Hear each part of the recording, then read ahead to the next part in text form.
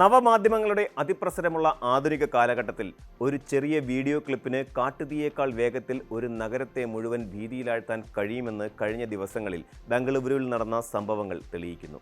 IT നഗരമായ ബംഗളൂരുവിൻ്റെ തെരുവുകളിൽ ഭയാനകമായ സോംബി ഡ്രഗ് എത്തി എന്ന തരത്തിലുള്ള പ്രചാരണങ്ങൾ ജനങ്ങൾക്കിടയിൽ വലിയ പരിഭ്രാന്തിയാണ് സൃഷ്ടിച്ചത്.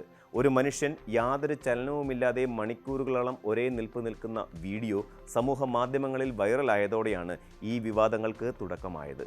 എന്നാൽ വൈകാതെ തന്നെ ബംഗളൂരു സിറ്റി പോലീസ് ഈ വിഷയത്തിൽ ഇടപെടുകയും വസ്തുതകൾ നിരത്തിക്കൊണ്ട് പ്രചരിക്കുന്ന വാർത്തകളുടെ സത്യാവസ്ഥ വിവരിക്കുകയും ചെയ്തു. ബംഗളൂരുവിലെ ബാഗലൂർ മേഖലയിൽ നിട്ടെ മീനാക്ഷി ഇൻസ്റ്റിറ്റ്യൂട്ട് ഓഫ് ടെക്നോളജിക്ക് സമീപം റോഡരികിൽ ഒരാൾ ചലനമറ്റ നിലയിൽ നിൽക്കുന്ന ദൃശ്യങ്ങളാണ് വീഡിയോയിൽ ഉണ്ടായിരുന്നത്.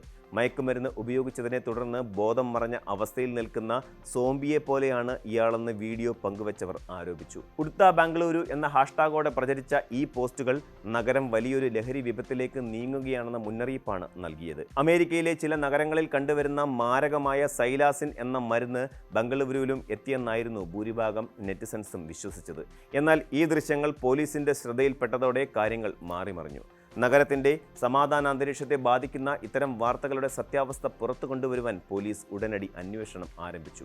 അതിലേക്ക് വരുന്നതിന് മുമ്പ് എന്താണ് ഈ പറയുന്ന സോംബി ഡ്രഗ് എന്നും എന്തുകൊണ്ടാണ് ജനങ്ങൾ ഇതിനെ ഭയപ്പെടുന്നതെന്നും നാം പരിശോധിക്കേണ്ടതുണ്ട്.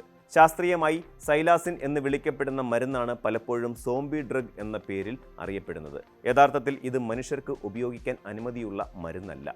മൃഗങ്ങളെ ശസ്ത്രക്രിയയ്ക്കും മറ്റും വിധേയമാക്കുമ്പോൾ അവയെ മയക്കാനായി ഉപയോഗിക്കുന്ന ഒരു വേദന സംഹാരിയാണ് സൈലാസിൻ. എന്നാൽ മറ്റ് ലഹരി മരുന്നുകളായ ഫെറ്റാനിൻ, അതുപോലെ ഹെറോയിൻ എന്നിവയുമായി ഇത് കലർത്തി മനുഷ്യർ ഉപയോഗിക്കാൻ തുടങ്ങിയതോടെയാണ് ഇതിൻ്റെ ഭീകര മുഖം പുറത്തു വരുന്നത്. ഇത് ഉപയോഗിക്കുന്നവർ ശ്വസന പ്രക്രിയ മന്ദീഭവിച്ച് BP കുറഞ്ഞ് അബോധാവസ്ഥയിലാവുകയും ദീർഘനേരം ഒരേ നിൽപ്പ് നിൽക്കുകയും ചെയ്യുന്നു.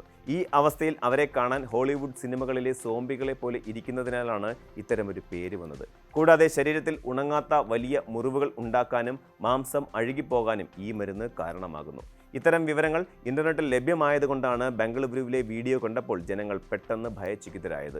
എന്നാൽ ബാഗലൂർ പോലീസ് സ്റ്റേഷനിലെ ഉദ്യോഗസ്ഥർ നടത്തിയ കൃത്യമായ അന്വേഷണത്തിനൊടുവിൽ വീഡിയോയിൽ കാണുന്ന വ്യക്തിയെ കണ്ടെത്തുകയും അയാളെ കസ്റ്റഡിയിലെടുത്ത് വിശദമായ വൈദ്യ പരിശോധനയ്ക്ക് വിധേയനാക്കുകയും ചെയ്തു. പരിശോധനാ ഫലങ്ങൾ പുറത്തു വന്നപ്പോൾ പ്രചരിച്ച വാർത്തകൾക്കൊന്നും യാതൊരു അടിസ്ഥാനവുമില്ലെന്ന് വ്യക്തമായി.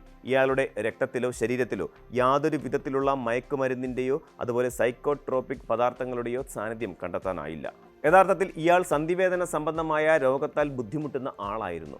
ഡോക്ടർ നിർദ്ദേശിച്ച വേദന സംഹാരികൾ കഴിച്ചതിന് ശേഷം മദ്യം കൂടി ഉപയോഗിച്ചതാണ് ഇയാളെ വിചിത്രമായ ശാരീരിക അവസ്ഥയിലേക്ക് എത്തിച്ചത്. മരുന്നും മദ്യവും ചേർന്നപ്പോൾ ഉണ്ടായ ശാരീരിക ആസ്വാസ്ഥ്യമാണ് ഇയാളെ ചലനമറ്റ നിലയിൽ നിർത്താൻ പ്രേരിപ്പിച്ചത്.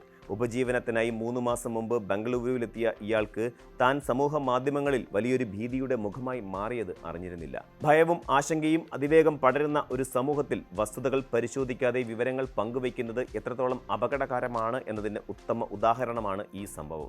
ഒരു വ്യക്തിയുടെ ആരോഗ്യ പ്രശ്നത്തെ മയക്കുമരുന്ന് ഉപയോഗവുമായി ചിത്രീകരിക്കുന്നതിലൂടെ ആ വ്യക്തിയുടെ അന്തസ്സിനും സൽപ്പേരിനും ഏൽക്കുന്ന ആഘാതം വളരെ വലുതാണ്.